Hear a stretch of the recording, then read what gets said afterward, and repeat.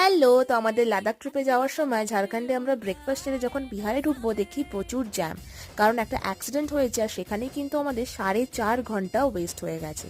তো 4.5 ঘন্টা পর যখন আমাদের জ্যাম ছাড়লো আমাদের সবার প্রচণ্ড খিদে পেয়ে গেছিলো, কারণ অনেক বেলা হয়ে গেছিলো। তাই খেয়ে নিলাম একটা ভেজ থালি। রেস্টুরেন্টের নাম শেরে বিহার, আর খাবারও কিন্তু ভীষণ টেস্টি ছিল।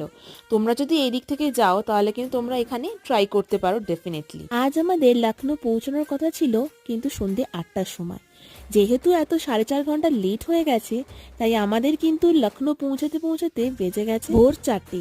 আর এটা শুধুমাত্র সম্ভব হয়েছে পূর্বাঞ্চল এক্সপ্রেসওয়ের জন্য।